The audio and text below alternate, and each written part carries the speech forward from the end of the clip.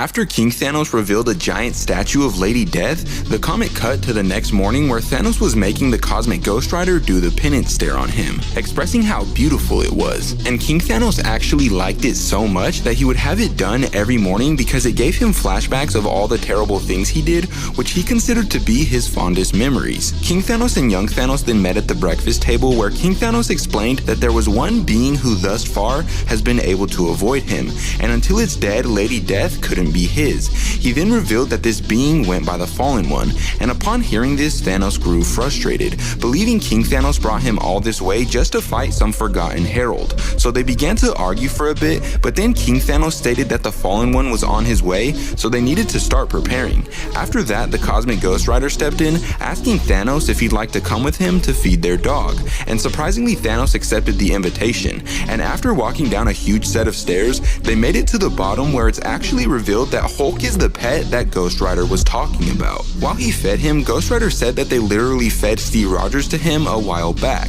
but the Hulk was so miserable that he kept implying that he wanted them to take his life. However, after feeding him, Thanos got sorta curious, asking the Cosmic Ghost Rider if he knew him, and that's when we find out that the entire time Cosmic Ghost Rider was actually Frank Castle, aka the Punisher. He just didn't act like his old self, because after spending a bunch of time in hell, being Galactus' herald for a few hundred years, and spending millions of years with Thanos, he was driven to insanity. But after finding out the Ghost Rider's real name, Thanos expressed that it didn't ring a bell and went back upstairs to look for King Thanos. He eventually found him in Lady Death's temple and got into an argument with him once again because he was tired of waiting. So King Thanos drew the Twilight Sword on him, growing tired of his impatience and threatening to kill them both. Nevertheless, the tension eventually faded, but then suddenly all of the glass inside the temple shattered and a booming thunder-like noise overcame their surroundings, and in that moment they knew that the Fallen One was there. Thanos then noticed that his older counterpart was trembling with fear,